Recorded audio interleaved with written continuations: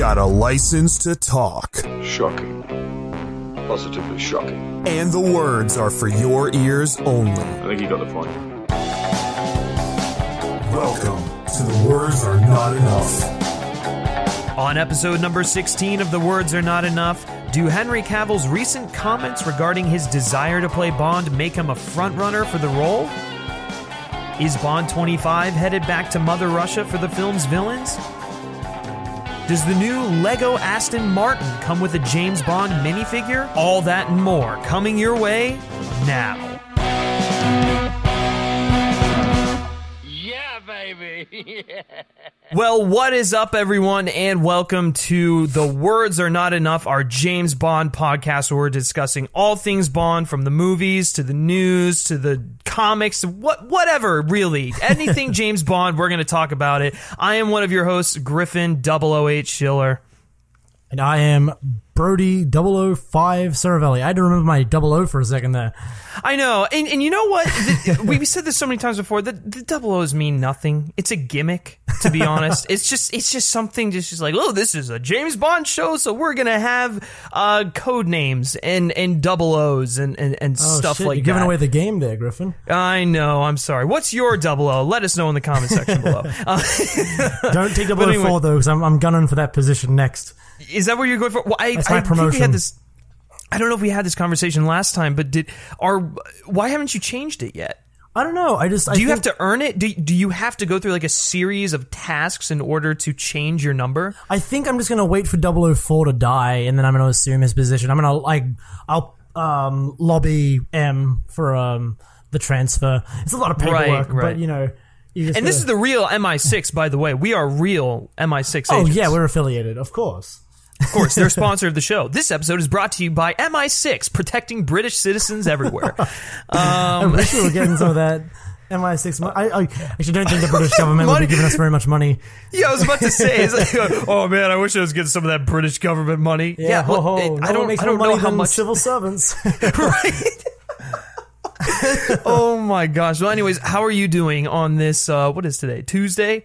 On this lovely Tuesday? Doing all right. It's like storms passing overhead, so you'll have to be mindful if there's any crashing thunder, or even the there might be a low hum from the air conditioning, because I can't figure out a way to turn that off. It's just something we have to live with. But other than that, my life's pretty good. How about you, Griffin? How you doing? Yeah, it's going pretty well. I think I've seen Mission Impossible Fallout at least 3 times in large format. Excellent. It's just, it's a movie that keeps on getting better and better. Which, for those of you who don't know, that is by far my favorite film of the year. Best movie this summer. Wow. And if you're even remotely a spy fan, go check it out. You probably have already seen it. Is it better than Fury Road? Oh, don't you dare. Don't you dare go down that path. That's a whole other discussion topic that I don't even want to dive into. Well, maybe we should delve into it a little bit. Let's set the record straight right now. We'll do a commentary on the status of film Twitter. Oh my God. Care to let the listeners know your thoughts? All I'll say is my Twitter drafts folder is filled with tweets that I don't have the balls to send, calling out film Twitter. I want to see this now. I really want to see all of these, just like half-ass, not half-ass, but these like, oh, should I send this? Like, is it borderline? Am I going to get shit for this? I don't think I have enough followers to get shit for it, but I definitely think if it got traction, I would definitely get shit for it. Would you, though? I think so. I think it'd be like, you're discouraging people from, I don't know, talking about movies in a ridiculous way. I don't know. No, what you're doing is you're encouraging, not discouraging, encouraging people to have original thoughts. There you go. That'd be nice. That's a lot of novel idea. Yes. Holy crap. This is not how I thought this conversation was going to go at first. Well, I will say, the one thing I will actually say legitimately is that the only reason I haven't sent any, tweets about film Twitter in regards to Mission Impossible is that I really like the movie. And it's excellent. Yeah. And I don't want to come across as though I don't like the movie. You know what I mean? So it's like, I think the discourse around it is a little hyperbolic, but I don't want to call it out and make it come across like, oh, I just hate the movie. You know, Yeah. It's just absolutely. not worth engaging in whatsoever, which you could say about most Twitter feuds in general. So Yeah, I mean, next thing you know, you're getting fired from Guardians of the Galaxy 3 for stuff that you said 3 years ago. That's another topic that we don't need to get into. Welcome to our Twitter podcast. Yeah, for real. All the latest news and gossip out of Twitter. Oh yes, more specifically though, film Twitter. We don't touch on that other stuff. Well, it seems like politics Twitter and film Twitter are blurring the lines more and more. Yeah, they're starting to cross over. They really are. It's a shame. Oh my. Yes. Anyways, but the reason I bring up Fallout is because, it's the big tentpole movie of not only the summer, but for like the spy film genre of the entire year. We do a podcast on James Bond, but we're also big fans of spy films. We did a little discussion. The Spy Who Dumped Me, though. The Spy Who Dumped Me is really the big summer movie everyone's talking about. Yeah, that's surprisingly, that has been the film getting all of the traction. It's been stealing money from Mission Impossible Fallout. Yeah. Tom Cruise has actually been reported to have gone over to the studio heads in charge of The Spy Who Dumped Me and pleaded for money. Just to get the money back, saying, listen, this is unfair. Mm-hmm. We know that your movie was clearly better than ours. Please give us the money back. He's trying to get that money back. Otherwise, he's going to be the spy that Paramount dumps, right? Yeah. Yes, he's not going to be their golden boy anymore. Although, that's probably not going to be true because he is going to be in Top Gun 2 next year, which that's a Paramount film, right? I think so, yeah. Yeah. Anyways.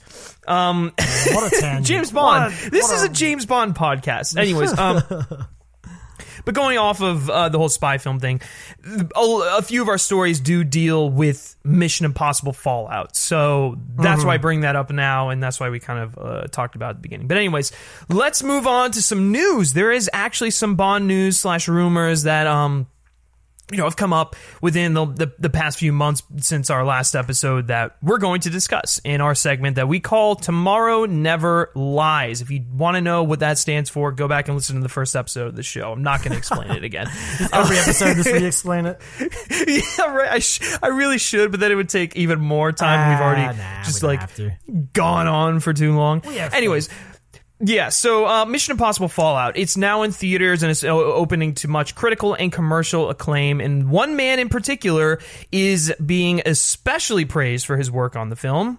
Yes, Tom Cruise, but we're referring to Henry Cavill in what could arguably, in my opinion, be his best performance to date. I don't know, how do you feel about that statement?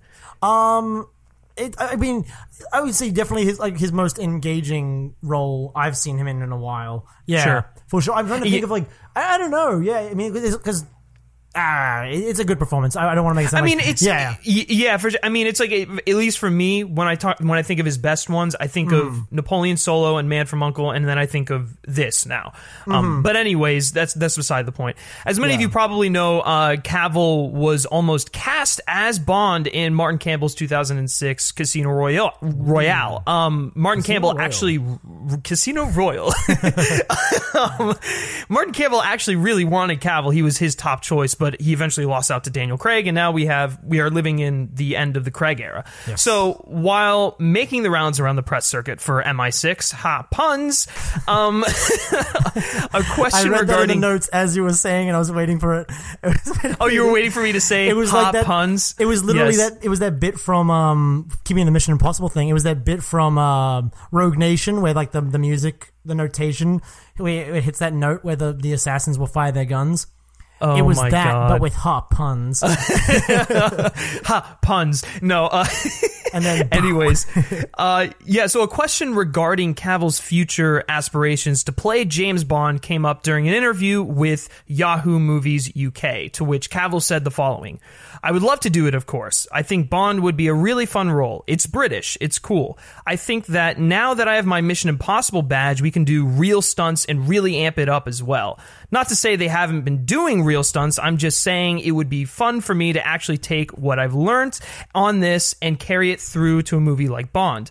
I'd love to play a Brit. I don't get to play a Brit very often. So yes, I would love the opportunity, and if they were to ask, I would say yes. So With Bond 25 set to release next November, obviously we have the main focus is Bond 25, but obviously looming on the horizon, Eon and Co. are no doubt having initial discussions about who they'd like to have as Craig's replacement. Maybe not in the forefront, but there are definitely talks going on, I would imagine. So the discussion topic of the day, now we usually save this for the end, but this is what our discussion is going to be on, so it only feels natural to bring it up now when we're talking about the topic. So, does Mission Impossible Fallout further prove that Henry Cavill should be the next James Bond, and what are his chances of landing the coveted role? Brody, I'm going to defer to you first for your opinion on the matter. Well, for the first half of that question, I think he would be a fantastic Bond.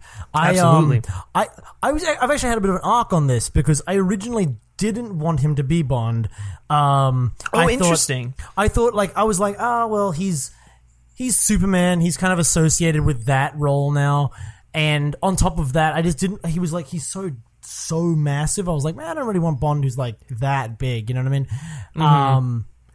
And so I was just... I don't know. And I think I was like, oh, well, I don't really know when he's going to take over. All these little things. I was like, yeah, no, move on. He won't be Bond. Right. But then I saw Man from U.N.C.L.E. and I was like, yeah, okay, I can see it. I can see it a lot. And then I saw Mission Impossible and I was like, okay, fine. You've worn me down. I really, really do want to see him as Bond. And he'll be like, what, 39, 40 by the time he's like, it's time to actually do one. Right, and his age will probably be better than it was, better for the role than it was when he was initially in consideration. Absolutely, and this really reminds me of like the Timothy Dalton situation where like they were first approached him and he was too young, but they've sort of kept him on the back of their mind since then. He's been right. You look at all his work, like he's done now 2 spy films. It's almost like he's building. I mean, his he Bond clearly resume. has an effect. Yeah, he has an affection for the genre, and I mean, especially he was playing a villain in Mission Impossible Fallout. Spoilers, sorry for those who haven't seen the film. It's literally written on the wall from the second the movie starts. So don't really take that to heart too much. It's pretty plastered there. But yeah, it's really interesting because in Fallout, it's like he's playing the villain, yet it's just he feels so at home in the genre, you know? Absolutely, yeah. And I think it would be really cool to see him again. Like I agree. It would be cool to see him do a British role because we haven't really seen much of that from him. And I think, yeah, I don't know. I think he's really charismatic. I think he's a little bit more charismatic when he's not having to do an accent. And so I think absolutely. I mean, you go listen to the interviews. I mean, my God, the man is like so full of energy. He just really likes talking to people. He's just thankful that he's an actor and can make these great films. And that's, I mean, it makes for great, interactions between the interviewees and the interviewers. Yeah, absolutely. And I mean, not that automatically equals great actor, but I think he is a decent actor, and I think he could bring a lot of charisma to the role. He'd be the right age. I think preferably he could be a little younger, but I mean, you do what you do with the cards you've been dealt. He's probably the oldest I would go with casting someone fresh, for the role. Right. Plus, he kind of has a Roger Moore thing where he looks a lot younger than he is.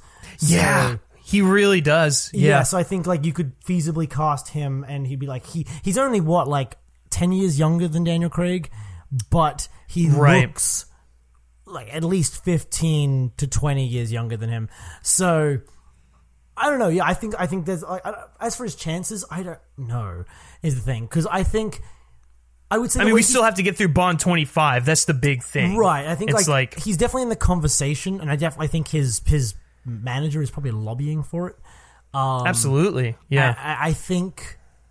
I mean, as anyone's manager would be for a role that prestigious, but for sure. Yeah, I don't know. I think it's just because it's because of the Superman thing. I think not only for the fact that is such a secondary iconic role where it's like, okay, we don't want our Bond being associated with a different role, but on top of that, I don't know exactly what DC has, Warner Brothers haven't store for his schedule moving forward. Right. And that might be a deterrent, whereas the Eon and Universal and Annapurna or whatever. Yeah, I don't know how you say that name. Annapurna. No, but here's the thing with that though. It's like I feel like if the decision were left to Cavill, if Cavill had to decide between playing Superman or playing James Bond, there's no doubt in my mind that he would go with Bond. It just seems to align with his interests, and it's the role that he was, basically had stolen from him from Daniel Craig. So it's clearly been in the back of his mind. He's clearly been working towards that. You can see that in stuff like Man from U.N.C.L., Mission Impossible Fallout. He's doing stunts. He's doing things that he wouldn't normally do. And like he says in his response, he has done a Mission Impossible film. He's been on set with Tom Cruise. He's done these crazy stunts. It's time to take what he's learned and apply it to another spy franchise and maybe, craft us some of the most memorable action sequences in the Bond franchise, which would be awesome. Oh, absolutely. And I definitely agree with that. I just think, like, I can definitely see why maybe I can see the roadblocks. You know what I mean? There's definitely roadblocks. It's just, I think... And it has nothing to do with, like, my enthusiasm for the idea, because I think I was just saying, I just watched The Man from U.N.C.L. last night, and it, like, reaffirmed how much... Because I watched The Man from U.N.C.L. and I also watched Fallout again yesterday. And, yeah, I was like, I need this, but at the same time, it's like, I don't know how willing Warner Brothers is going to be to, like, say... Okay, you can walk. You know what I mean? They haven't made any headway on a Man of Steel 2. That's the thing. I mean, just yesterday they announced a Supergirl movie, but nothing for Man of Steel 2. I mean, my God, the Man of Steel came out in 2013, and we have had no developments on that since then, since the movie released. And as a result, he's just kind of been sidelined in the franchise. I mean, he had a big role in Batman v Superman. He was one of the title characters there, but it wasn't. That was basically a Man of Steel too in terms of. But I don't think it was though. It wasn't really a Man of Steel 2. But for the studio, that was a Man of Steel 2. That was a sequel to Man of Steel with the same director, the same crew. I think I can see the argument, but and then like after Justice League, it's like. I don't know what they're doing with him, and it's almost like they're wasting his time. They should be greenlighting these films if they really want to use him. And with a talent like this guy, where after Fallout, I think he's gonna blow up big time. He's already pretty well known, but I think after Mission Impossible Fallout, he's only gonna go up.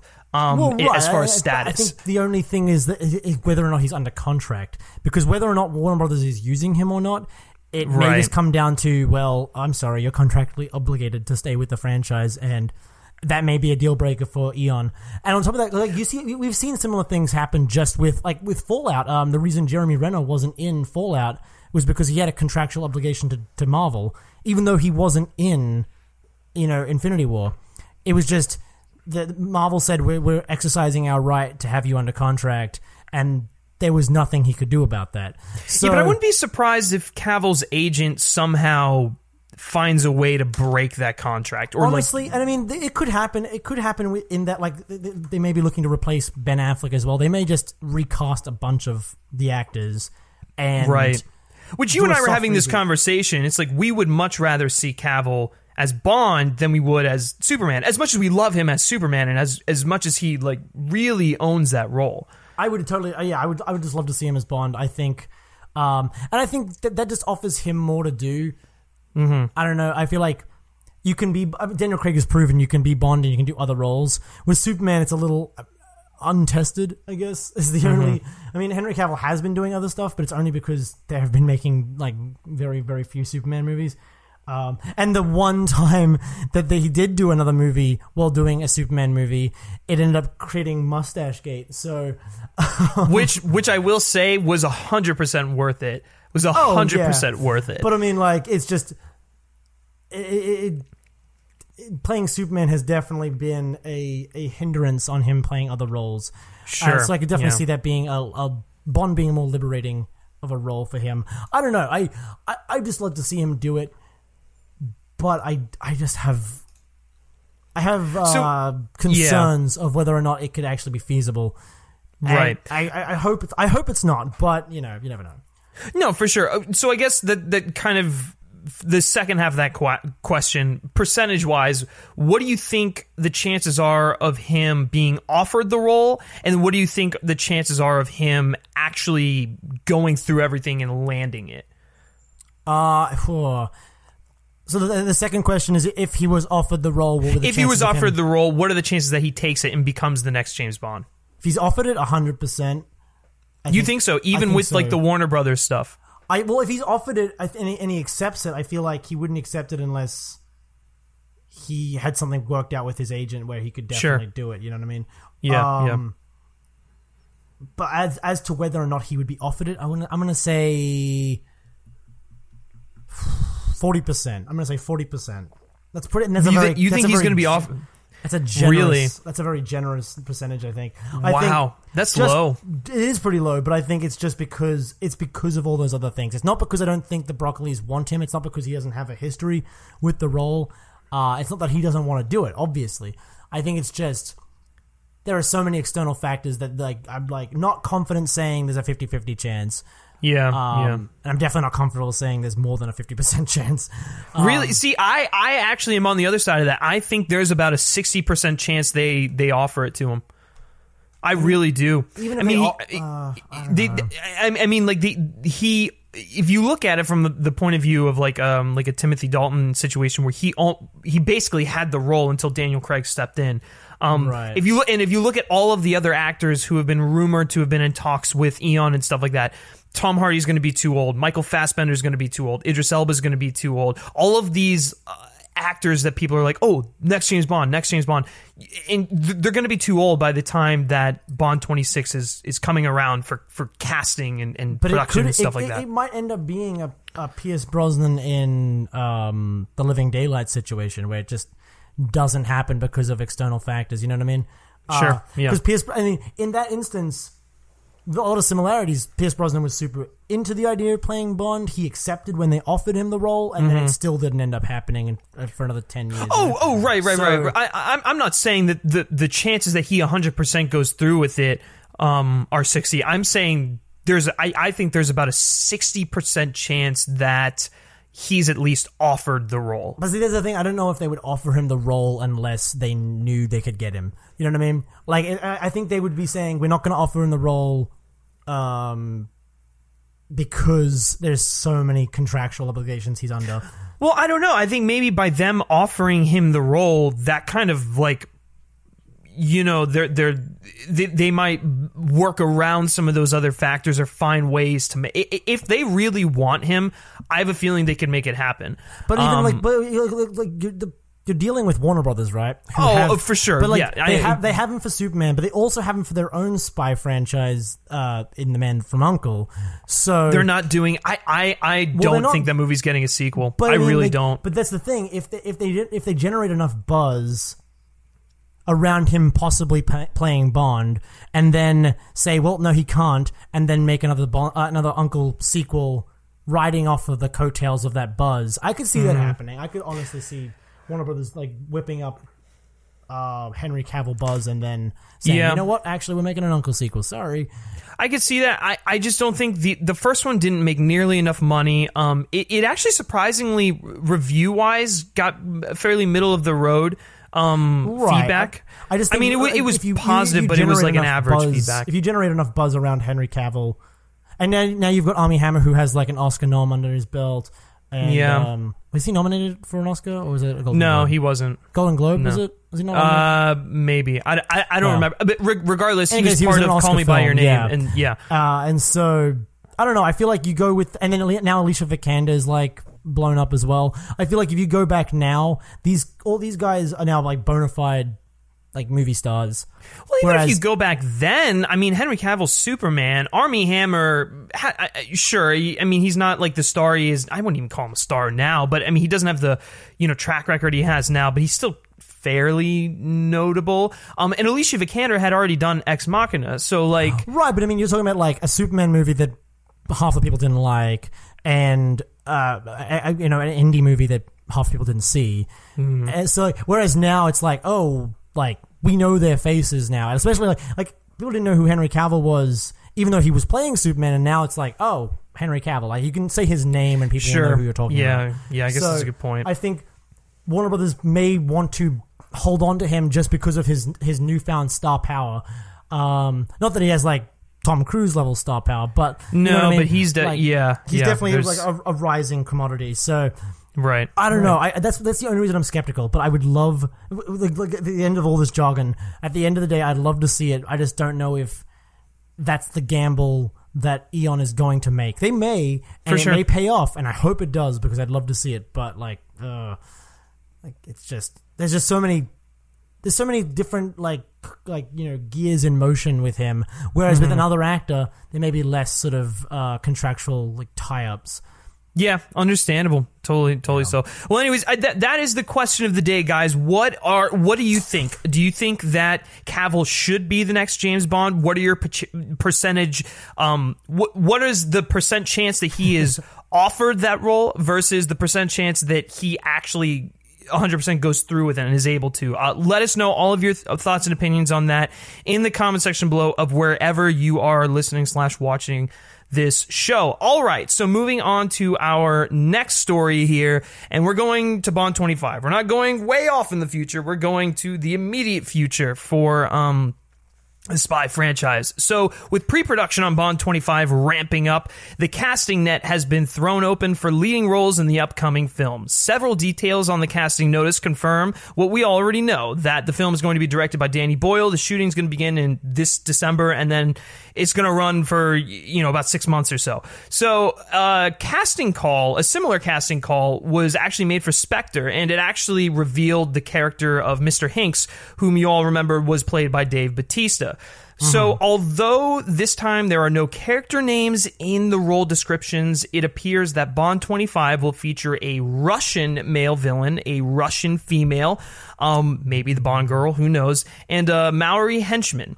Now, this also indicates that the new script by John Hodge is in good shape, because why would they put out casting calls if they weren't going to go with the script? So I'm going to read off the roles here that the casting calls were sent out for, and the descriptions that kind of are with them. So the male leading role, playing age is in between 30s and 60s. The Russian, also open to suggestions of actors from the Balkans or similar, must speak fluent English. And characteristics, this is where it gets really interesting. Charismatic, powerful, innovative, cosmopolitan, bright, cold, and vindictive. Love all of those words. So for the female role, we've got an actress between the ages of 30 and 45. She's also Russian. They're also open to actresses from the Balkans or similar. Must speak fluent English. Very striking, strong physical / fighting / stage combat skills required. And then characteristics: intelligent, brave, fierce, and charming. She's witty and skillful. A survivor. So that's interesting there. And then for the final supporting role, male supporting role, we have an actor between the ages of 35 and 55, Maori, advanced physical fighting stage combat skills required, obviously very henchman oriented, and characteristics are authoritative, cunning, ruthless, and loyal. Hence the henchman. So, speculation time. Brody, what do you think of these, this casting call? Are you excited to see them going back to Mother Russia as the villains kind of spectrum goes? There's so many things I want to say about this. I don't think I could have been happier with any of like this is like if they said like cast a Bond movie, you go, okay, get me a Russian guy, get me some like Russian woman who's like a seductress, like femme fatale, and then get me a tough henchman. Like this is to the T. Oh my god, it's so cool. And I also think it's really cool that like you couldn't have picked a better political moment to do the Russians again. So I don't know, I think it's really exciting. I think that's like, we were just talking about this. I think what differentiates Bond from other spy franchises that are still like sort of active right now is that Bond has this Cold War history. Like he has this history with the Russians. He has this history with like, when you think of Bond, you think of him like he's either fighting the megalomaniac like supervillain, or he's fighting off like the KGB. And right now, I don't know if anyone's read the news, but there's quite a lot going on with Russia. So it's really cool that they're just going to lean into that and do something, because one thing they've done recently with these Bond films is they've been somewhat like, at least the Sam Mendes films especially, they've tried to have their finger on the pulse of like sort of like interesting thematic material for Bond. Well, I would actually go as far as to say it began with Casino Royale and kind of like being a product of the time period in which they were made in. I mean, that goes all the way back to like the books, and then of course you could look at GoldenEye. Yeah. You could look at, but I think in terms of just like having like a thematic subtext, you look at especially at Skyfall. Skyfall is definitely a Bond film about Bond films. You know what I mean? Like it's got a meta text to it, and I think if you sort of follow that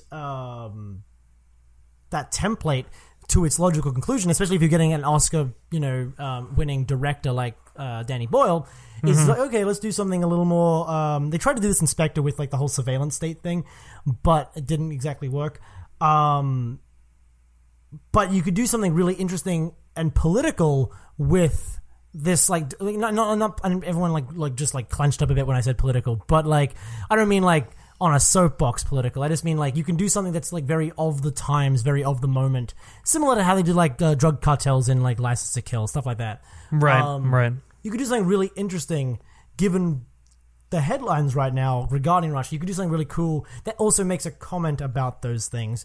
And I think that's what we've come to expect from these Bond films at this point, where it's like a level of maturity to the storytelling. Like, but these Bond films are still action films, but they sort of have like this. There's a little bit more going on now. Especially the Daniel Craig era is definitely like sort of doubled down on that. And so I think this is just such a perfect fucking like thing to do. Absolutely. And I love the idea of it being. I don't know. I just like I think it's really cool that because it sounds like the male lead role is a bad guy. Sure, absolutely. Because you got it sounds like he's like a Russian oligarch or something like that. You know what I mean? Yeah, that's exactly what I was getting from it. He's charismatic, he's innovative, cosmopolitan. That's the word that really sticks out to me. He's like a Russian like Steve Jobs or something like that. Yeah, that's really what I get from that. Yeah, definitely. Which would be really cool because I mean that's like kind of the prototypical Bond villain is like like Elon Musk. It's like just like exactly. It's a tech guy or something like that who's gone rogue. Well, and the other side of that is that's so unlike previous Russian villains that we've gotten in the past. You know what I'm saying? Yeah, absolutely. It's kind of like playing against type while playing into that long history of Bond fighting the Russians. No, absolutely. Yeah, it's like this is like a. No, I totally agree because usually the Russian villains are like state operators, like they're like ex-KGB or the very militaristic, except for like Boris, but he wasn't really a villain. He was kind of a side character. Yeah, and even at the same time, you've got in the same movie you've got Urumov, so it doesn't really matter. Yeah, because he's a general. But so I really like that. I really like and then the femme fatale. She sounds like on a top, which is awesome. Yeah, she did. Like physical survival, witty, fierce. Like, well, that's the other question. Do you think that this is going because we a few episodes back we were talking about maybe the villain's going to be or I'm sorry, maybe the female lead is going to be a villain or the Bond villain is going to be a female, something like that. This looks like maybe that, maybe not. Do you think that the Bond girl this time around is going to be a femme fatale, or do you think that she's going to be a Bond girl? This role in particular? Well, I think like when you look at the Bond girls, there are two like sort of archetypical Bond girls, and that you can usually have like. I'll say there's three. There's three archetypical Bond girls. There's the Bond girl, like the one we think of, like the heroine, Sure. Then you have the femme fatale. I think people like Volpe and stuff like that. Or on the top, since we just talked about her. Yeah, and then you have like the sacrificial lamb. So like people like Vesper. Why can I think of it? Well, no, Vesper was more of like a main girl, but like people like she's like the. Oh, you mean by the sacrificial lamb? You mean literally just the Bond girl that dies? Someone who's there to die, essentially. Yeah, and those like and that's not to say you can't have more complex Bond girls than that, because you have people like Vesper, you have people like Tracy who are more complicated characters, but I mean, like, and not just those two. Those are the two that everyone always go to. But you can always, you can talk about Natalia as well, who's a really interesting character. Very much on a GoldenEye kick today. We are, right? I feel like I'm going to have to watch it tonight. But for real. It's so good, though. It's so good. It's great. It's so great. So I feel like this could easily fall into that kind of role, or we could be misreading this, and it could just be because of the order that they're listed in. I could just be thinking male lead, female lead, henchman, just because of the order. Well, it could be that she's the head and that he's another like supporting villain. You know, that was going to be my next thing. Do you think that it could be like a two villain type thing? Maybe they're brother and sister. I don't know. Those are just things I'm drawing from this. Maybe they're brother and sister. I think combo. the Bond films are not going to touch sibling rivalries at any time soon. No. It's very true that the female actually may be the lead villain, and then the male is like the co-villain or the second in command or something like that. And then we go down to the henchman, which is very much like you were saying, Mr. Was it Kill from Mr. Kill from Die Another Day? Die Another Day. That's literally what we both thought of. Oh man, it was a little more compelling than Mr. Kill, but please, yes. It'd be really. I mean, he's got. It's interesting that he has authoritative as one of his characteristics, because henchmen are usually like they're very subservient, which you have loyal there as well, which makes me think henchmen. But well, I mean, I wouldn't look too much into that. I think it's more so just like he has a physical presence. That's kind of what I get from that. But I mean, you never know. I mean, this is all we really have to go off of, you know. So it might be. It is interesting that the male and the female seem to be closer linked just because they both seem to be Russian or Baltic. Whereas he's just Maori, which is, I guess, just I don't know, because some Maori guys are very large and imposing. Dude, what if they get Jango Fett? Oh my god! I always forget his name. I forget his name too. I'm gonna look it up. But what if they got him? I don't think he fits into the age range, does he? He might. He definitely does. Let me see it's weird that the henchman. We're just guessing that he's a henchman. It's because he's a supporting role as well. But 55 is a really old henchman. Yeah, I was about to say. Oh, yes, that's what it is. Tamora Morrison. That's the one. Yeah. Yeah. Yeah. No, that would be really cool though. I don't know. Yeah, I don't know. For me personally, first of all, I love his voice. I love his voice from like the Attack of the Clones and like the other stuff he's done in the Star Wars universe. He's 57, so he is a little older. That's fine. That's pretty much. But he's still kind of in there. Absolutely. That's my pick. Tamora Morrison for the henchman in Bond 25. Well, you know who else kind of fits the bill on that one? It's The Rock. Who? The Rock. Oh no! He would take the problem would be that he would take it away. He would take like the scenes away from. Oh, for sure. I'm just else. saying he does fit that like he's got. He does. I think he has like Polynesian in him. Yeah. And I think he's within the age range. And he's definitely authoritative, and he's definitely got stage fighting experience. Could you imagine Daniel Craig's James Bond taking on The Rock? I would kind of love that, though. That's kind of like, it's so ridiculous that I kind of love it. And I think, like, it's so... He's expressed interest in being, like, a Bond villain before. Has he really? Wow. Well, his father was in You Only Live Twice. He was the one henchman that kidnaps Bond and takes him to the what's the name of that company from that movie? Fuck. You know what? I vaguely remember hearing that story before. Yeah. Takes him to the building anyway. I kill myself. I can't. Well, you only live twice, so you might as well use one life now. I can't remember the name of the guy. The building. I want to say Nakatomi, but that's Die Hard. But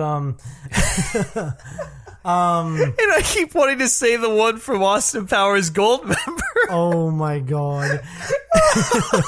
There's only 3 Japanese companies in the in the world. But anyway, Roboto Industries or whatever the fuck it is in that movie. It's not like Tanaki, is it? That might be right. Tonight, I don't fucking know. Let us know. This is just really funny, but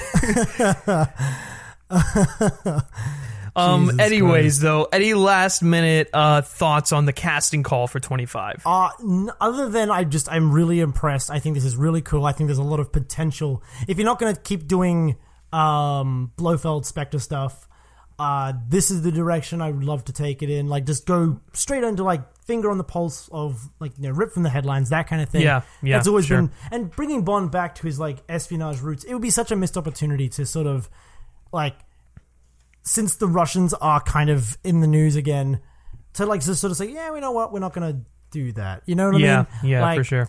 I'm not too sure that. I don't think they were too worried about the Russian box office. So. And if anything, getting a Russian actor in it may actually boost the Russian box office. Yeah, I mean, who knows, man? It could a whole bunch of stuff. It was Osato. It's Osato Industries. Yeah. Okay. Yeah. There Osato we go. Chemicals. That's the one. God damn it. Yes. But anyways, yeah, it's very exciting stuff to get, you know, pretty enthusiastic about. Speculation. It's always fun, you know. If it's Rock, if it is The Rock, you heard it here first. There you go. And if it's Tamora Morrison, then you heard it here first. That's very true. Probably more likely to be Brody's choice than mine. But anyways, moving on. So we've got some more Bond 25 updates here for you. So I don't know if this was recent news or whether it was like a couple weeks ago, but regardless, Bond 25 been off for a while, so right, yeah, for sure. So Bond 25 is going to have a new production designer in charge of the art department. So Mark Tildesley, a frequent collaborator with Danny Boyle, will be charged with designing the film's look. So the pair have worked together previously on 6 films, I believe, including 28 Days Later, Sunshine, and T2 Trainspotting, which I have not seen, but I've heard is very good. So it's interesting because Dennis Gassner, who was expected to work on the film, had started preliminary work on a script by Neil Purvis and Robert Wade. Obviously, that script kind of got thrown aside. But Gassner took over from retiring production designer Peter Lamont after Casino Royale and took charge of the art department on the last 3 Daniel Craig outings. But it looks like his tenure as the head of the art department, the production designer, has come to a close, and we are now going to have Mark Tildesley. Little update here, nothing too crazy. It's probably good that Danny Boyle is going to be working with someone that he's familiar with, a frequent collaborator. That's always a good sign, even if it does mean a passing of the torch. But Brody, what are your quick thoughts on this? I think my biggest takeaway from this is that they're just like completely getting some fresh blood, which is really, really great to hear. Like you said, it's really cool that he's working with someone he's familiar with. I've really liked the production design in the last couple Bond films. Oh, absolutely. Especially the last 2.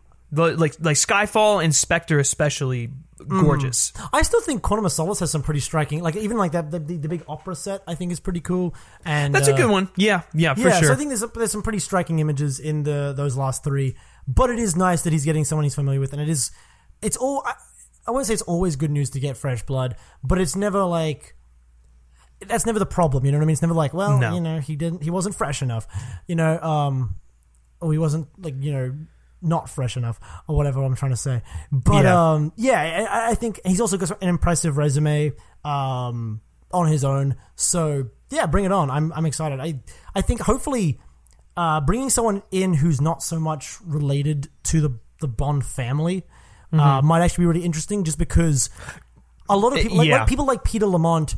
Especially was like he had been involved with Bond films for years. He was back, like he worked with Ken Adams way back, so he was kind of so close to that Bond aesthetic that I don't know if he fully ever. I mean, I'm not trashing Peter Lamont. He's a fantastic production designer, but he was so close to the franchise that I don't think his style was ever influenced by just how much the Bond franchise influenced production design in general. You know what I mean? Just because he was basically part of that influence in the first place. So getting someone who's like maybe not so much part of the Bond film, seeing how they would design a Bond film would be really cool, because it may harken back to some of the older aesthetic in a way that we're not expecting. You know what I mean? Like, if you tell anyone right now, if I told you design a Bond film, you're going to look back at Ken Adams sets and go, okay, well, I'm going to make my version of that. You know what I mean? Absolutely. Or I'm going to make my own Peter Lamont set. And well, and you know, on the other side of that, maybe he'll come in with a completely new aesthetic maybe, they came up with, because like you get a different perspective in there. You get someone who's you know, has worked with the director in the past. They understand each other. But even I think even taking that further, you just say design me a spy film set, and you're going to, having not been so close to that original like sort of school of thought in design, you may end up drawing inspiration from it in unique ways that maybe the people involved with it probably hadn't thought of. I agree. Yeah, you know what I mean. So I think this is just really exciting. I don't know. I think I'm 100% on board with this, and production design is such a huge part of these, like especially with like when it comes to like, you know, the villain's lair and that sort of thing. Like, there's a lot of really cool opportunities to do some interesting visual stuff. So bring it on. For sure. I completely agree. So moving on to our final news topic today, and it has to do with a brother from Langley. Haha, you see what I did there? Finally. Yeah. So as is always the case during the early stages of production on these films, the rumor mill is running rampant, and this time the speculation is on Jeffrey Wright's return as CIA agent Felix Leiter. So during a AMA session on Reddit, Wright was asked, "Any word on the next Bond? Have you been approached? You're a fantastic Felix," which I agree with that statement. And then Wright just kind of, you know, played it off saying, "It's possible. Thanks." And that's really all we have to go off of. You know, it should be noted that Wright has played Felix in Casino Royale, Quantum, and I believe he was mentioned in Spectre. So it would be really nice to see him make the return. Probably what I would imagine would be his final return as the character in Daniel Craig's final outing. I've always enjoyed both of their interactions. They've had a mutual professional respect for one another, which I think is what I like about this iteration of Felix and Bond, as opposed to you know some of the earlier outings where they're a little bit more chummy. In this one, it feels more professional and real. And one of the scenes that I think is one of my favorite Jeffrey Wright scenes in the entire franchise, and we were talking about this recently, is in Quantum of Solace, that bar scene where he's like, "You got 30 seconds." Yeah, it's like that right there is just like the pinnacle of their relationship. I think. Love it. Yeah. And that's the thing. I think I would love, like, Felix is one of the only relationships, like one of Bond's only relationships that hasn't been fully explored yet in these new films. Like they definitely set the groundwork in Casino Royale and in Quantum of Solace. But then you get like Skyfall was an in-depth like sort of exploration of his relationship with M and with Moneypenny and with Q, and then you get the new M, and like so we're sort of reestablishing all these characters in Tanner and all this sort of thing. And so it'd be really cool to then finally get Felix back and say, okay, we're gonna really put our flag in the ground. This is what Bond and Felix are like. You know what I mean? Yeah. And really, well, especially if you're dealing with Russians, getting an American angle in there would be really interesting. That would be so much fun. Oh my god. Yeah. Oh, that would just that would turn into an SNL skit. But get Alec Baldwin in. Oh my god. But he's swapping franchises. He gets out of Mission Impossible Fallout. He's now in the Bond. Oh my god! But they do it like Kingsman, like just do the back of his head where he's wearing the wig and he's doing the hand gestures, and it's like they play it coy, like I wonder who he's playing. Oh my god, I love that. It's all right, Mr. Valentine. Let me hear you. Yeah, exactly like that. That was brilliant. That was so funny. Oh my god! But yeah, no. So I think I would love to see him in that. He was in a really early draft of Spectre, in like a fairly major role. So it's definitely on their minds is the thing. Like they're definitely thinking about using Felix again. Plus with Jeffrey Wright, who has just been unbelievable in Westworld. I mean, I really think that he has started to get more notoriety and traction just as an actor, because I mean his performances in Westworld from episode after episode have just been unbelievable. I mean, he is 100% worthy of that Emmy nomination that he got, I believe, and he should rightfully win it. Especially, there are like two episodes in particular I could think of where, boom, that's your Emmy Award-winning performance right there. So with that, he's now in the eyes of more people, bringing him back on. That could be, a nice little draw for some audience members. 100%. Yeah, I think like capitalizing on his star power would be a really, really a wise decision. Because I mean, I don't know. I just think it would be a no-brainer to at least bring him back for one more and let him and Craig sort of tap out of the roles respectively. You know what I mean? And then get a new Bond and a new Felix for the next one.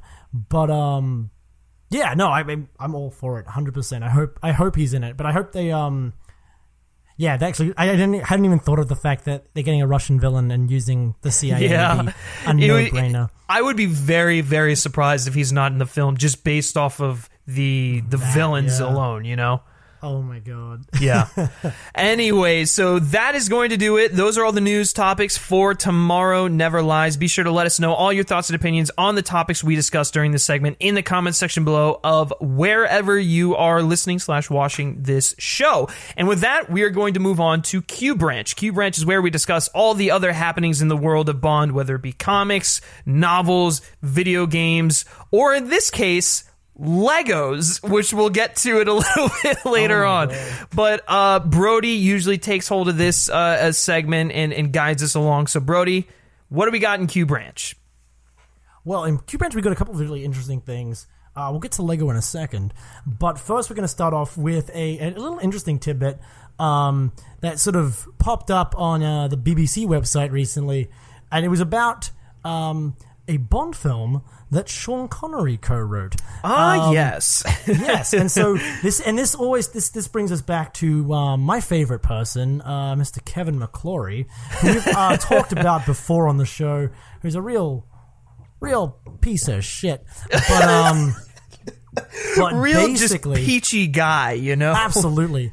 But basically, the deal with him is that he and Ian Fleming co-wrote a Bond film way back when before the films were a thing, back when the books were still a thing, and it was Thunderball, essentially. But they got to a point where they just didn't want to write it anymore, or Ian Fleming didn't want to do it anymore, and so he dropped out, and he said, we're not doing it anymore. And then he adapted that screenplay into a book, and Kevin McClory got pissed off and said, well, I want, the rights to that. And so, essentially, what they did was he sued him, and there was an ongoing legal battle, which eventually resulted in him getting the rights to produce the film, and then after 10 years, the rights to remake it as many times as he wants. So then you flash forward to 1975, which is 10 years after Thunderball comes out. And he's like, well, I'm going to start making my own. And so he announces he's going to do one. He's going to call it James Bond of the Secret Service. The title eventually gets changed to Warhead, but the concept essentially was to loosely remake Thunderball, but then also just bring in his own elements. And so he brought in a screenwriter, Len Dayton, and also Sean Connery to co-write this script with him. And mainly, Sean Connery really wasn't much of a writer, but he basically just wanted to bring him on board as a big fuck you to Broccoli and Saltzman. So he's like, you know what, I'm going to bring him in. We're going to co-write this thing. Doesn't really matter how much he actually contributes to it, and it's really debatable how much he actually did contribute to it. But it's just the most ridiculous sounding script I have ever heard. So basically, it follows a similar sort of plot to Thunderball at first, but then it starts to diverge in like weird, like sort of self-parody ways.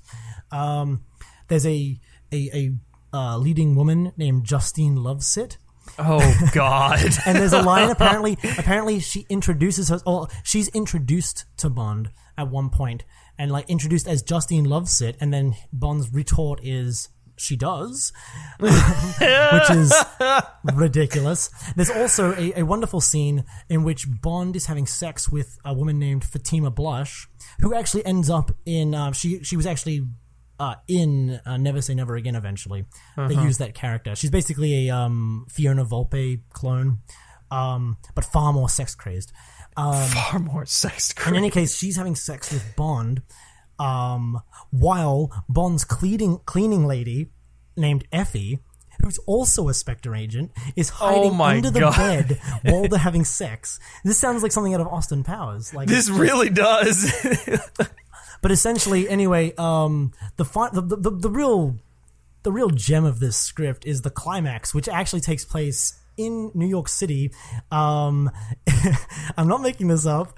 It takes place in New York City in the sewers, in which Bond has to wrestle mechanical sharks in the sewers before paragliding to the head of the Statue of Liberty and fighting out with goons. And the script says, verbatim, blood trickles down the cheek of the Statue of Liberty like a tear. It is oh my god, that's priceless. There are also basically the reason this never ended up happening is because a lot of the script's components were very reminiscent of The Spy Who Loved Me, which was being made around the same time, including an underwater base, which was in Dayton's description was a gigantic white futuristic tubular structure risen out of the ocean, which sounds a lot like the Atlantis from The Spy Who Loved Me. So that basically, and then a couple of other similarities, caused a big litigation issue. Basically, Eon sued them, and then they countersued, and eventually they just withdrew the script because Paramount didn't really care that much about it, and so they backed down, and it never happened. He tried again to make Warhead 2000 in the 90s. Warhead 2000, which is just, oh my god! But that never ended up happening because he ended up just dying. So I think my favorite part about him as a person is just the sheer amount of times he tried to remake Thunderball. Like it's absolutely asinine. It consumed his life. He's a really interesting person, I should say, just because it basically, that was the one thing he just dedicated the rest of his life to. Like he was making this stupid fucking Warhead script up until he died. It's like, dude, let it go. It's like a breakup he never got over.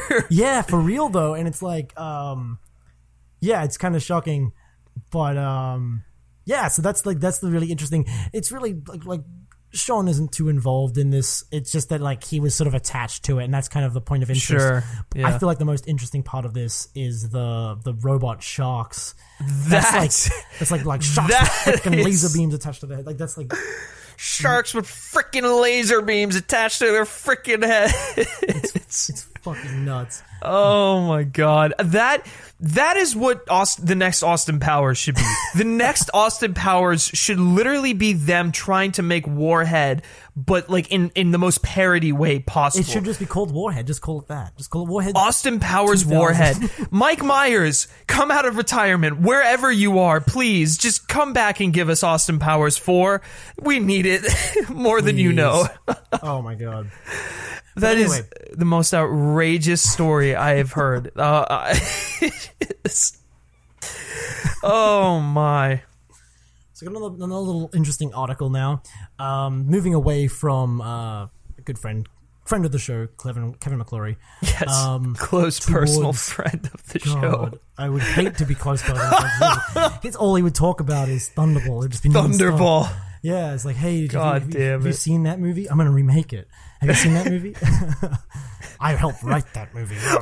And speaking of this, did you see that I didn't put this in the show notes mainly because I didn't really think it was that pertinent to anything, but 67 Casino Royale and Never Say Never Again are apparent. There's been some sort of development in the whole rights dispute with those. Really? No, I haven't seen this. I vaguely, we'll probably talk about it after the show, but I think they've come to a settlement or something like that, and the right people are going to get paid, whatever. Okay, interesting. Huh. Yeah.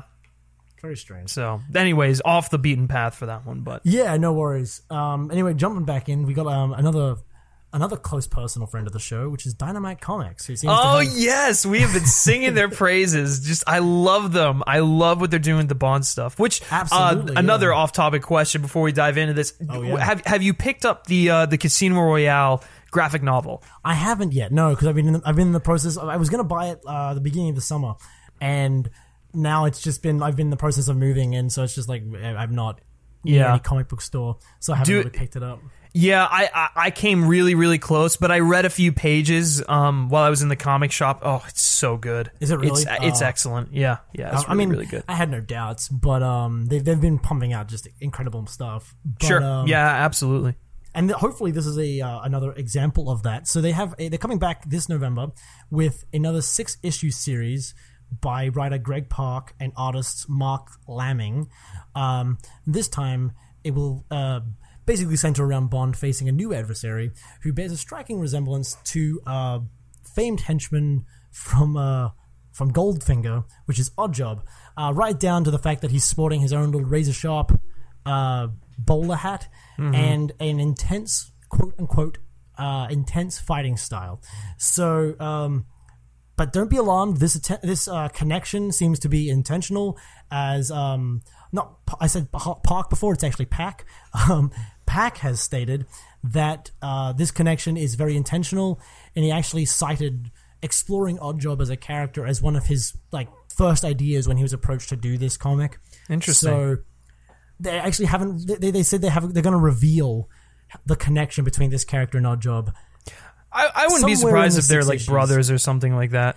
That's probably what it's going to be, brothers or cousins or something. Something like that, yeah. Maybe they were raised by the same father for 2 winters or something like that. Right, and then one of them died on a hiking accident or whatever. Exactly, yeah, something like that. Right, but, right.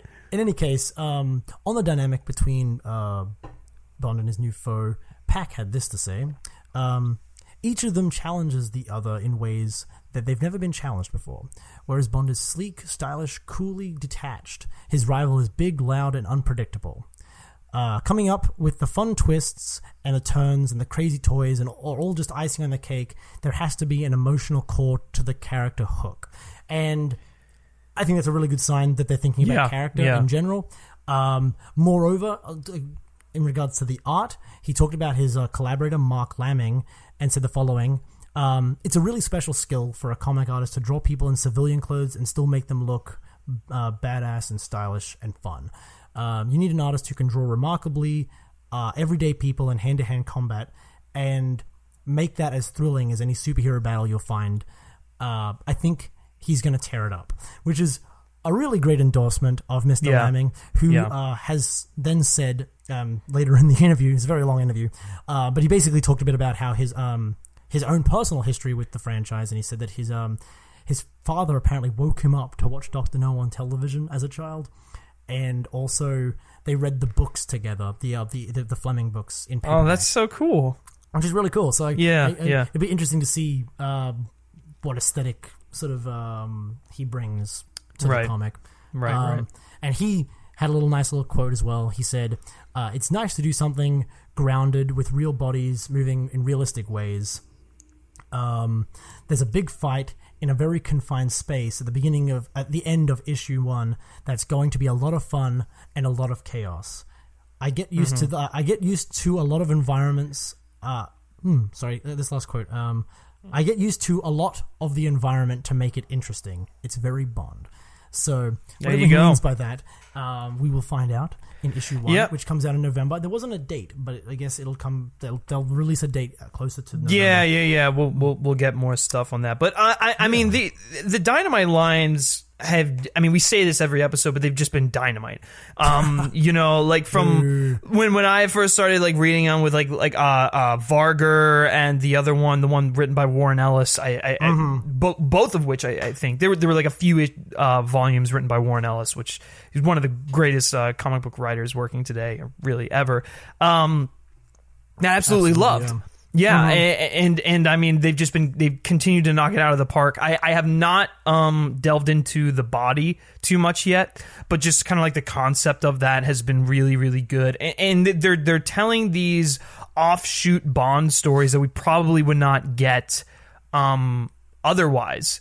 Absolutely, So it's almost like a modern adaptation of, and we've said this before too. It's like Fleming's work being adapted for a modern audience, only they're telling new stories, so it's like stuff we haven't seen before. So it's like for fans of the more literary Bond, or who want to see him do other stuff, or really like that like 60s aesthetic and stuff like that.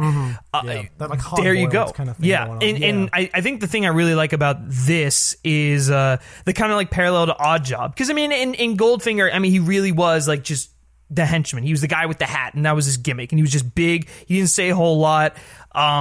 There was a great showdown inside Fort Knox, but like that was ultimately it. He was just a physical, formidable presence. And so in this, it looks like they're trying to kind of retroactively develop Oddjob by developing, like a relative of his who shared like a close bond with him. No pun intended. But I'm just all sorts of puns today, man. Even killing the game. Yeah, but what really got me excited is the showdown at the end of issue 1. It sounds like it's going to be pretty action intensive, but you'll have your nice like character dynamics and stuff thrown in there too. But I'm all on board. Really, I am every time they announce a new line. Although if I'm not mistaken, there is like an origin comic line coming out that I'm really not too big a fan of, especially after we've gotten Forever in a Day, which is already like an origin of the origin of James Bond. I feel we need to get away from the origin, so I'm just kind of like delve into some of I completely agree. His other arcs. I want to make an amendment real quick. That last little quote the last part of the quote that I kind of butchered. Says, I get to use a lot of the environment to make it interesting. So it's going to be a very chaotic, like, you like throw the kitchen sink at him kind of fight, which sounds good. That's that's like some of the stuff I love about the Craig films are just the raw brutality of the fights, about having to utilize. I mean, especially to some of the ones in Quantum, which sure you could say they're ripping off Bourne, very Bourne inspired for sure. But regardless, I always love in these one-on-one showdowns where they're forced to use the environment. They don't have any weapons on them. They're forced to be resourceful, think outside the box, and really use their wit and intellect. I don't think that's like riffing off of Bourne. That's been kind of. The way in which it plays out is very reminiscent to like that apartment fight scene in the Bourne Identity. Is very Bourne. Yeah, I will agree with that. But in general, I don't think like necessarily. I think it's more the shaky cam, if anything, that sort of draw those comparisons. Yeah, no, absolutely. I should mention, I'm still working my way through it, but Forever in a Day, I have read the first chapter, maybe the first couple chapters, and I really like it so far. So I'm hoping that whenever we get a next episode out, I'll be able to give like a full review on there. Maybe you'll have read it by that point. Who knows? But I was able to get a copy, even though it hasn't released in the United States yet. So yeah, but so far so good. I am a fan of what's going on there. Hell yeah, that sounds great. I'll also check it out when I have like a permanent address again. Yeah, for sure. But anyway, moving on from that, that all sounds fantastic. We have one little piece. Extra piece. Funny that several pieces. Yeah, I was gonna say like, up to 157 pieces. Probably more than that. But there is.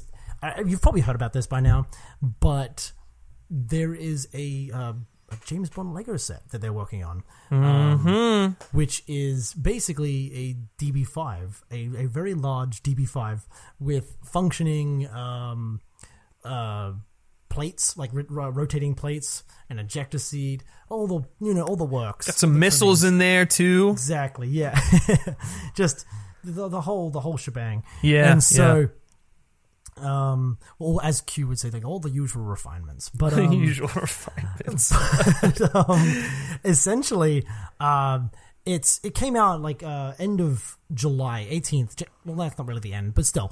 Well, I mean, they've been teasing it for a while up until the release. I mean, I remember when we got that first little video from Lego, I was like, "Holy shit! Does this mean we're getting a James Bond minifigure?" I'm so disappointed that it doesn't include that. I know.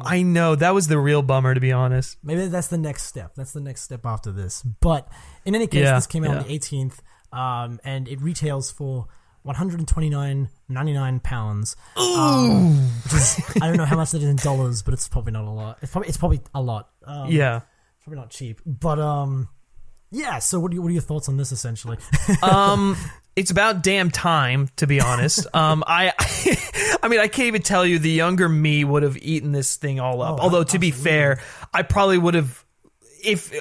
I probably wouldn't have gotten this set because it didn't come with the minifigures and such like that. And I always, whenever I would break open Legos, I would always play with the minifigures and not build the sets, and then like have my dad build the sets for me, and then I'd be like, "Oh, cool! Now I can use this to play with the minifigures." So like, I was basically like a toy.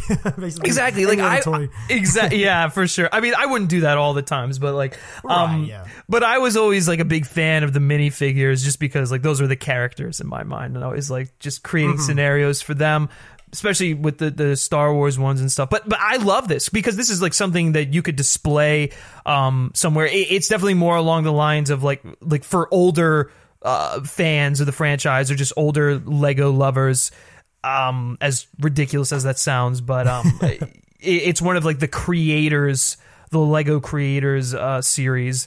So that's I was really hoping it was going to be like remember when they did that one-off like Back to the Future DeLorean? Oh my god, yes, yeah. I was hoping it was going to be like that, where you get the little figure and you get it's all to scale, but I guess not. But I have to admit I was a little disappointed, more than disappointed that there was no like minifigure, especially like a James Bond from Goldfinger, like the classic, like him, you know, like up against the Aston Martin on the side of the cliffs in Austria or wherever. Was it Austria? I believe so. Yeah. Yeah. Anyways, I mean, just like iconic stuff like that. Like I would have killed to have just gotten that Sean Connery Lego minifigure, but alas. But I will throw a question over to you. Do you think this means that Lego can now use James Bond in their Lego movies? Oh my god, that'd be funny though, wouldn't it? Think about that. Yeah. Oh my god. You get like a Sean Connery like caricature in there, like. They should do that. They should do simultaneously with 25. They should just bring out a Lego version and just have it be as ridiculous as possible. We need a kid-friendly James Bond. Come on, we can't just create all this stuff for adults. Well, I don't know if you're being sarcastic, but I completely agree. I was being slightly sarcastic, but I do want to see a Lego James Bond and that Lego Aston Martin in Lego Movie 2. Oh my god, I would just like if you did something. Oh my god, that would be so funny. Yeah. now I'm thinking about it. I'm just. I mean, and just like think about the like who did the Sean Connery parody on SNL? Oh, I can't remember. I know who you're talking about, though. Anyways, that's literally exactly what I'm picturing, only, like, in his James Bond. Like, that would be so funny. That would be the best Easter egg in that film if it were to happen. Fuck you, Trebek. Or fuck you, Trebek. Moo. I love... God, that's such great skits. Anyways. But yeah, I'm really excited for it, though. That's the long and short of it on that one. Not too much to talk about, just that it exists. Yeah. And that if you have the expendable income for basically a paperweight, go for it. Because I probably would if I had the money for it, because it looks pretty cool, regardless of the lack of minifig. But sure, yeah. What can you do, right? Yeah, no, absolutely. The world is a cruel and an unlistening void. No, Brody, the world is not enough. That's what it is. Wow, I walked right into that one. You walked into that one. We have to do a joke once per show. We have to do it. Anyways, running out of time to hit that quota. Yeah, we literally are on the last segment. But anyways, guys, that's gonna do it for Q Branch. Thanks, Brody, for the topics. Be sure to leave your thoughts and opinions on any of the topics we discussed during the segment in the comments section below, wherever you are listening or watching. And let us know whether you're going to get that Lego Aston Martin. I'd very, very curious if you guys are considering, spending that pretty penny on it. Anyways, okay, so On to our final segment, because we already had our discussion segment at the beginning of the show. Our final segment for today is Brother from Langley. I will explain this one. Vu. Yeah, I know. Crazy. Whoa. I will explain this briefly. This is where we usually discuss the happenings in spy films, the genre, and all sorts of stuff outside of James Bond. And we, had a little film called Mission Impossible Fallout drop, a couple weeks ago or so. So we'll just briefly talk about it, delve into it a little bit. I do want to mention we did have a lovely interview with the film's composer, Mr. Lauren Balfe, both a spoiler and non-spoiler, where we not only discuss his work on Fallout, but we discuss his many other works, his collaborations with with Hans Zimmer and other composers. But regardless, it was a great discussion. I highly encourage you all to go check that out if you were interested in the thought process behind composing film scores. So anyways, Mission Impossible. You're right. Well, of course. Why wouldn't you? But anyways, Brody, is this going to be a spoiler or non-spoiler discussion? I feel like we can go a little bit spoilery here. You can 100% do spoiler because you already spoiled Walker. So right, August Walker, which, by the way, is the most perfect Bond girl name in an Austin Powers film. Oh my god, yeah, August Walker. That August Walker with that mustache. Oh my god. Like Sean Connery, like, August Walker, your mustache tickles. Tickles my lip. We have gone off the rails this episode. Oh, I don't even know what to say. But let's get back to Fallout. Good God. Brody, and obviously you and I have talked a little bit about this, but just overall, what are your thoughts on the film? What have you kind of picked up on repeat viewings and such? Okay, so I loved it. I think it's fantastic. Mm-hmm. It's like not exactly like it's one of those films where I walked out and I think I like it more now than I did when I first walked out. Not that I didn't like it when I walked out, right? First, mm-hmm. I think it's just one of those films that's grown on me the more you watch it, which doesn't mm-hmm. always happen. Which I think that's probably the highest praise you can probably give a blockbuster film. Yeah. It has staying power. I've seen it 3 times now, and each time I'm sucked back into the tension. I'm sucked back into the excitement of it, and it never feels like it really does. I think the first time I watched it was probably the longest viewing experience, in terms of how it felt. Well, probably, and that a lot of that probably had to do with just you constantly being on edge, right? Yeah, and I think it was just more like not knowing where it was going, the anxiety. Yeah. Whereas with repeat viewings, it honestly feels like it's an hour and a half. It flies by, man. Doesn't feel really long. But it is the longest one. I think August Walker is a fantastic Red Grant. Yes, we were having this exact conversation beforehand. He is literally Robert Shaw from Russia with Love, and I love it.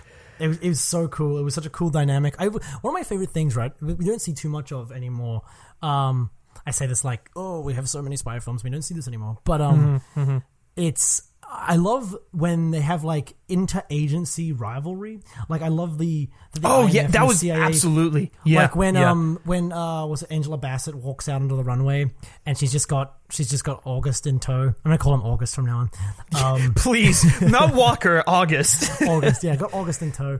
Yeah. And what's her name? Erica.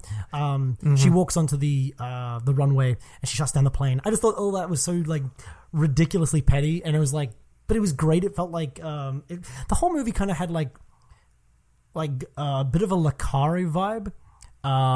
He's the author of Tinker Tailor Soldier Spy, that kind of thing. Oh yeah, It definitely had a very sort of somber, don't know who to trust paranoia thing going on. Right. Well, and more so than the previous, maybe other than the first film, it kind of has. Which I really appreciated. I think the idea that Walker was very obviously antagonistic towards Hunt, but you can't really tell why until you get to that point. And something else I really liked about that was the way he played it. It was he was very clearly from the get-go the antagonist, but you didn't know whether it was an antagonist from the side of being on the CIA and they're just opposed to the IMF right now, and there is that interagency dispute going on, or whether he was genuinely working with the villains, the like overarching villains, the syndicate. Right, yeah. And that's the thing. It's like that's something I really appreciate. And it's one of those things where like I think it helps with repeat viewings because you watch it through the first time and you're sort of guessing. And then the second time, you're not so much guessing because you know where it's going. It's more about like sort of appreciating the little like nods, like, oh, like when they're plotting we're going full spoilers here. When they're plotting, I mean, the film's been out for like 2 weeks. Yeah, and if you haven't seen it now, shame on you. But well, that's okay. We've covered a lot of the Bond stuff, so I understand if you check out. Yeah, I mean, but basically, it was, you know, when they're planning the heist to steal Lane. Yes. That was my favorite part of the dream sequence. Yes, the dream sequence, but right Yeah. before the dream sequence, when they're talking about like who Lane is, and they have like a little bit where he's talking about there's like they're talking about who he is, and then they're talking about the smallpox thing, and it cuts to August, and the camera just stays on him and his reaction. And at first, you sort of don't register. You just sort of think, okay, it's just cutting to him for a reaction to seeing how like this deception is playing, right? Yeah, because they're pretending to be John Locke. But then you watch it the second time, and it's like, oh, it's because he's the one who did the smallpox thing. Yep. It's like, Yep. yeah, and so like, you get little like things, and like the music kind of like, it's like, oh, this is like, it's not ominous because of Lane, it's ominous because they're in the room with the guy. Yeah. And so, well, and the other thing that I love about that is he just starts chiming in with all this knowledge on Solomon Lane, and your initial reaction is, oh, it's because he's CIA, and they're just, you know, they have that information as well. Yeah. But then you're like, it's because he's in ties with them. Yeah, exactly.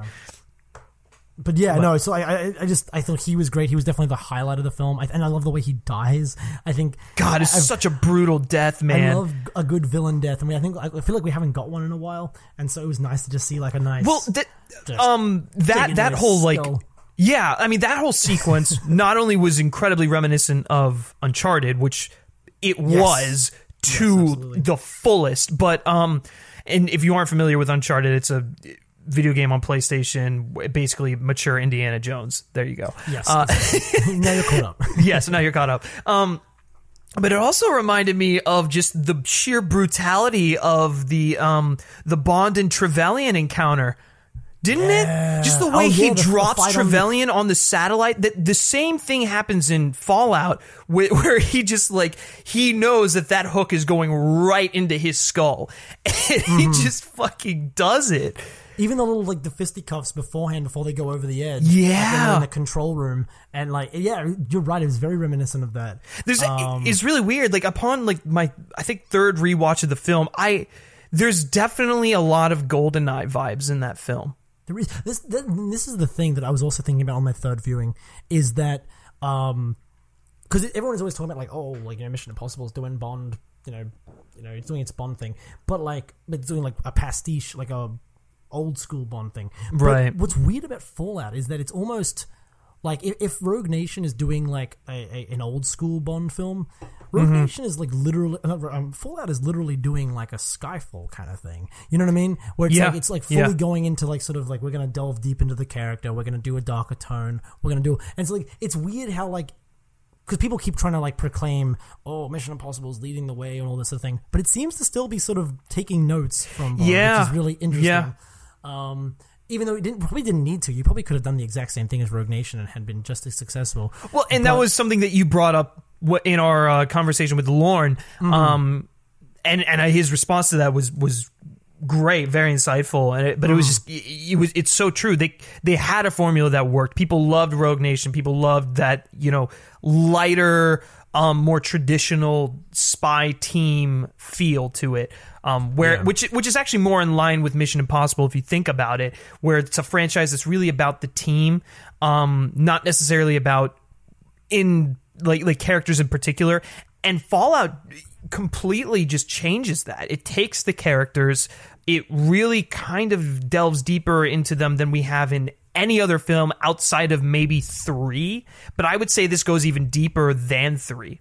100%. I think this is the first time like that I've really sort of, he's like a 3-dimensional character. Yes, he's not. It's not just Tom Cruise running around. Exactly. That's kind of like that's what I think I've come around, because originally I was like, oh, it's not as good as Rogue Nation, but the more I watch, the more I'm like, okay, I kind of just see Ethan as Ethan in this, and that's like that's the first time that's sort of happened in this franchise for me. So I definitely appreciated that, and I think overall I just think it's got like really really interesting things going on, and I think and then obviously we haven't even touched on the action, but the oh my god, spectacle of it is quite breathtaking. I think a lot of people have been talking about. People seem to like. I feel like this goes back to film Twitter. I feel like film Twitter always fixates on like hand-to-hand combat. Like the bathroom scene. The bathroom scene, which is a really good action scene, but like, it's very raw and it's hard hitting and it's very reminiscent of the beginning of Casino Royale, which I liked. Absolutely, yeah. But I still feel like the standout is the helicopter chase, right? Like, am I insane? Like, because I feel like no one's talking about this. And it's like that's like the best scene in the movie. So here's the thing: from a pure choreographical, I don't even know if that's a fucking word, but I'm making it a word.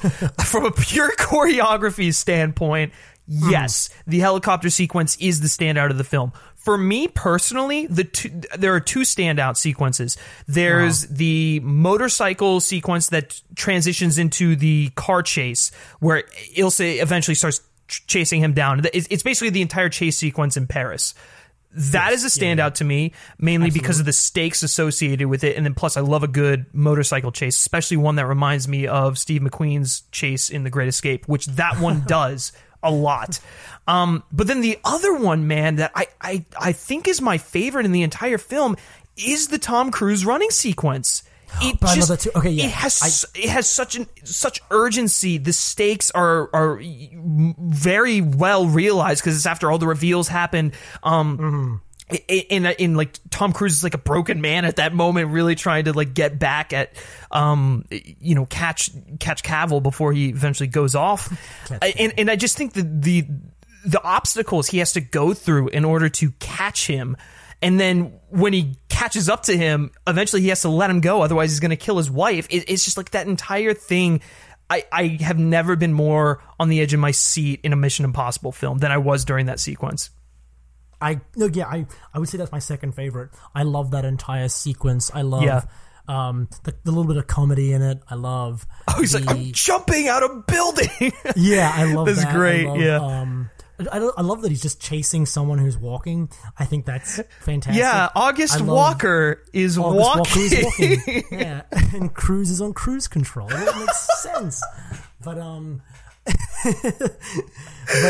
holy shit! I love the climax of it. I love like that. I love the really running.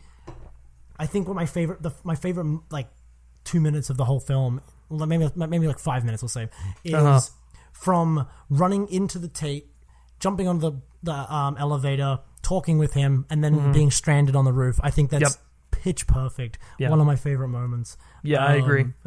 And the music, 100%, is a big reason for that. Oh, it's excellent. Yeah, I mean, the plug. I know we keep plugging this, but like at the same time, like even if we didn't have that interview, we'd still be gushing over this score because 100%. It's so unique. It completely changes what you expect when you think of a Mission Impossible. When you think of a Mission Impossible score, there's been surprisingly a fair amount of criticism of it, but I don't agree with a lot of it. And I mean, there's always going to be when there's something like that. Like when you have something that deviates from the classic, big brass feel of like a spy score, especially Mission Impossible or James Bond. When you have something that deviates from that, you're definitely going to, get some criticism. But I just think it completely immersed you in the film. It enhanced those key moments, and I think especially during that dream sequence, where Cruise is basically killing innocent people. I think a huge reason why that scene works is because it's all score and it's all this beautiful like piano medley and stuff like that. But anyways, it's a little bit of a deep dive in the film scores. As though we haven't done enough of that already. Oh, I know. That's our side passion, by the way. Oh, absolutely. Yeah, no, like if you didn't catch the plug at first, plug. Go absolutely, yeah. But sure. And also the score itself, but obviously, but yeah, I know. I just even and there's so much so quickly too is the thing, because you've got the The opening scenes, not so much a set piece as it is like just sort of a cool reveal. I love that Wolf Blitzer cameo. I think that's great. Yeah. Hilarious. One of the best cameos I've ever seen in my life. Yeah. And now he's been in a Bond film and in a Mission Impossible film. So yeah, there you go. He's kind of, wrapped up the spy genre. Yeah, maybe he'll be the next one. I mean, it's down to Cavill and Blitzer. With a name like that, it's got to go to Blitzer. Wolf my Blitzer, God, are you kidding me? Wolf Blitzer is the next James Bond. Girl name. That's better than August Walker. Well, we already established this. August Walker is the parody name. That's true. That's like a porn parody name. Jesus. Oh my God. Yeah. But yeah. So then you got like the opening scene, which has this cool little setup, and then you have the freefall scene, which is incredible. In like one take. Yeah, that Halo jump was unreal. The Halo jump, yeah. And then you have the fight scene in the bathroom, and then you have like the 30-minute long Paris sequence, and then you have it's just like relentless. You never it's a non-stop thrill ride from start to finish. But to the point where you don't feel like breathless. It's not like a no, it's not like there aren't little moments. Yes, interestingly enough, that's where it differs from, say, Mad Max Fury Road, which is literally a non-stop adrenaline rush, which there's places for that. That's one of the reasons why Fury Road is one of the greatest action movies of all time, is because of not only the way the action is practical and the way it's staged and the intensity of that film, but there really has never been anything like that, just a constant driving force. I mean, my God, the whole film is a giant road chase, so it kind of makes sense why it has that driving intensity. But this film has that intensity, but then it also takes time for some of the more espionage elements, the character moments, the interagency disputes and stuff like that. And I think that's where people aren't quite getting that it's actually quite different. While it's up to par in terms of action, it's such a different film that I don't even want to compare the two. 100%. I would agree with that. Yeah. Completely. So, to close out this little discussion, I'm going a little bit over here, but anyways, didn't mean, it's a film we could gush about all day. It really is. And it's one of the reasons why we love this spy genre so much. So anyways, to close out the film, Brody, what's your score out of 10? What would you give Mission Impossible Fallout out of 10? Oh, that's hard. Let's give it a 9. Yeah. I don't know if I'm going to push you or if I'm going to go a half a point up. Oh. Man, it's so close though. It really is one of the best action spy films I've ever seen. I'll push you for right now. I'll go 9 as well. I think that's a fair score. But yeah, absolutely, guys. I mean, if you haven't seen the film, well, we just ruined the whole thing for you. But be sure to let us know your thoughts on Mission Impossible Fallout in the comment section of wherever you are listening to this show. That first spoiler was the first warning. Yeah, right. And, if you stayed around and listened to this, then, hopefully you've seen the film. It is kind of a shame that we didn't do an episode in June, because I would have liked to have touched on Incredibles 2 a little bit, but that definitely has some Bond influence. Maybe that'll be a special episode where we kind of do a deep dive into we can come back to it. I mean, it'll be out on Blu-ray eventually. Absolutely. I think that'll be the perfect opportunity for that. But anyways, guys, that's our show. I think we went a little longer, but you know what? We haven't done one in a while, so hopefully you got your money's worth, which is $0. But anyways. So as always, guys, if you like this video, be sure to like it, share it with your friends. If you aren't subscribed already, be sure to subscribe to our podcast feed on iTunes. Leave us a rating and a review. It really, really helps us out. Helps us get the show noticed. I know we say this every time. We're going to try and do more regular episodes, but it's just timing and not enough stories. So I think we've come up with a workaround. We're going to start doing special episodes in a way, not necessarily talking about the films, not necessarily talking about the news, just topics that pertain to Bond per se. And that'll be a nice filler episode for when we get that huge rush of news and trending topics. So that's something that we're going to toy around with and really start to develop more as the going forward and stuff like that. But anyways, so be sure to subscribe to that podcast feed so you're on top of everything. And Mr. Brody Saravelli, thank you for joining me as always. Where can everyone find you? Oh, of course. You people can meet me.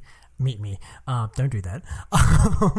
You can find me on Twitter, engaging in the film discourse. That is film Twitter at Brody Ceravelli. There'll be a link, so don't worry about the spelling. Yep. Everything's in the description. Yeah, that's where you'll find me. I'm on there so much. It's like absurd. You know what I think we're gonna have you do? We're not only gonna give you your own personal Twitter account, but maybe, just maybe, we'll make a Words Are Not Enough Twitter account, and then you can run that. Oh, there you go. Oh, that's fun. Then it's Bond, all Bond all the time. It's just going to be shit posting. Yep, it's going to be great. So keep an eye out for that. And as always, guys, if you like me specifically and you like what I have to say, you can always give me a follow on Twitter at Griff Schiller. All right, that's going to do it for this episode number 16 of The Words Are Not Enough. And until next time, take care.